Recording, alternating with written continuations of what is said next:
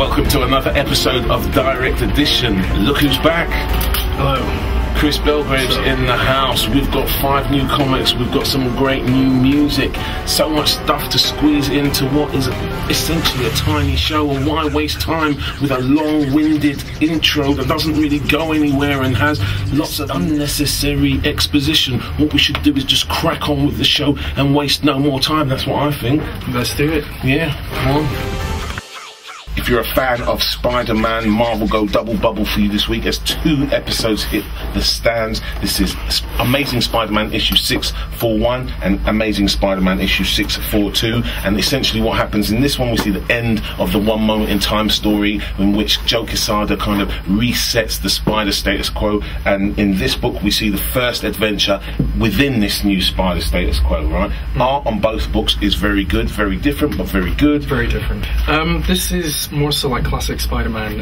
All of the villains appear: Tombstone, Electro, Mysterio, new look Doc Ock, and yeah, it's a very Jack Kirby-ish esque, you know, the colours, the artwork, basically. Very adventure-y, whereas this one is much more Spider soap, you know, very emotional. Peter Parker, Mary Jane picking over the remnants of their old relationship.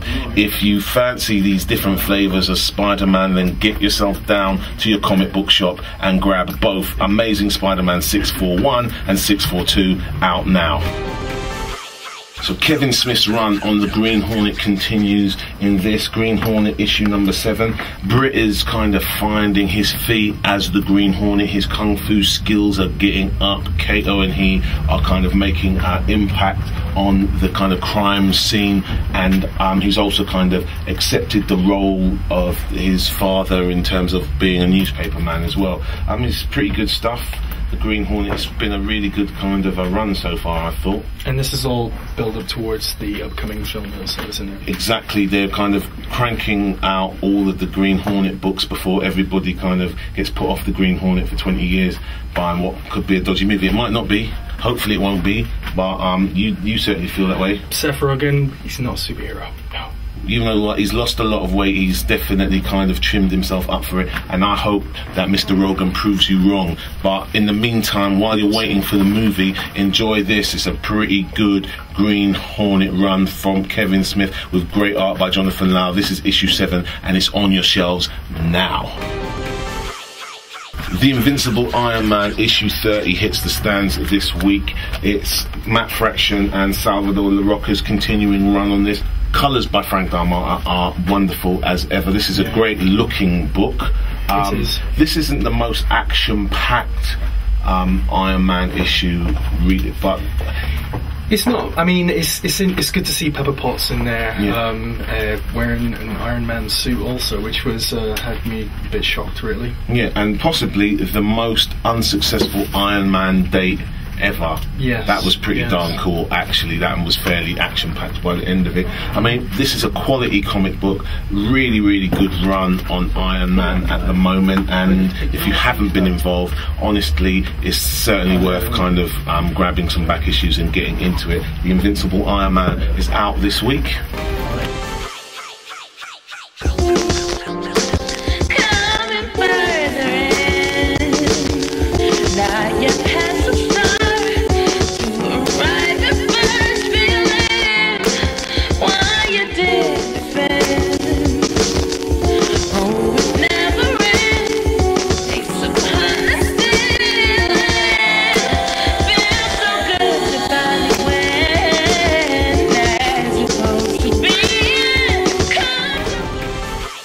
Irredeemable issue 17.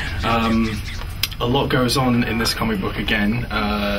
Crazy superhero, that's a good way of summing it up, really. Yeah, superhero goes mad, wipes out 9 million people on the planet. What happens next? That's essentially what's going on in Irredeemable. I like it. I think what Mark Waid is doing with this book is quite interesting. I think a few people may not be entirely happy with the art style on here because it's a little bit old school. It's not maybe the most technologically advanced art that you're going to see in a comic at the moment, but you know what, it's not without its charm.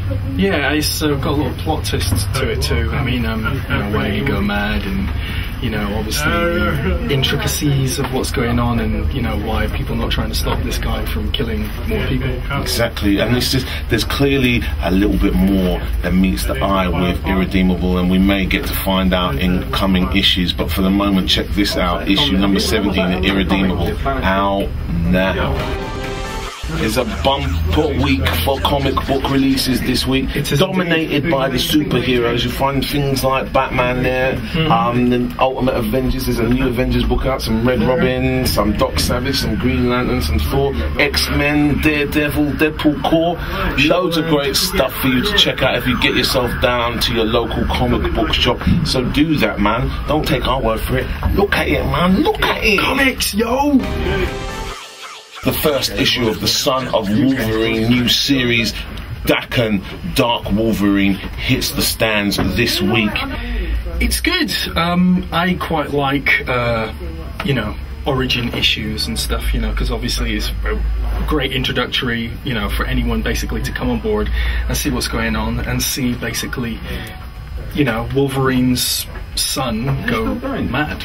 Well, he's not mad really. I mean, I guess it's a lot like when Wolverine used to be a lot younger. He was pretty crazy and all of that. And Berserker, you know. And basically, it's just that like father, like son. Exactly. And, now, what's the art like, my friend? The artwork is pretty good. I forget who actually did the actual artwork. That's good reviewing. It's fantastic. But I mean, in the back of it, it's quite good. You know, it breaks down the whole story of him, and as I said, it's a good introduction for Daken, and you know, it should get a lot of new fans from this actual episode.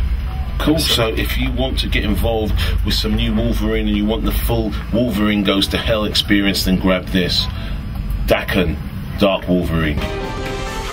Right, that's pretty much it for this week's episode. A good week of comics, I thought. It is indeed, and it has been, and there is a lot of stuff out this week to check out. There's tons of stuff. Make sure you join us next week for more new comics and more new music. In the meantime, before we go, let us bring this to your attention. This is the new Comicana discount club card. It earns you 10% off your comic purchases from Comicana. You need only to email or phone through to Comicana to grab yourselves one. Whole 10% off your comics. Wow. Think what you could do with all that money. Just think. You'd probably just buy more comics with it, but you could put that 10% together and, you know, get us something nice for Christmas. That would be for awesome. Doing all of these free comic book shows for you. I mean, don't let us put ideas in your head. Hint, hint. Next time we catch you, we'll have more new comics, more new music. We call it Director's Edition. We'll see you next week. Peace. If you're a fan of the Spider-Man, then Marvel has double bubble for you this week as 2 episodes of The Amazing Spider-Man hit the shelves. There's loads of old school quality Spider villains. Good to see people. Tombstone. The Scorch. Not the same page. Yeah, all sorts of Scorcher, those sorts of people. They're all in there, man, and it's just interesting stuff. And people making noise in the background. It's blowing our dick. Which Joe Quesada reboots, resets the Spider status quo by working the relationship between. Yeah, I know what you mean. It's like Spider-Man EastEnders. Yeah, it's the Spider Soap. Spider Soap, yeah. Spider Soap, Spider Soap. Anyone can Spider Soap. That's what I think is what happened here.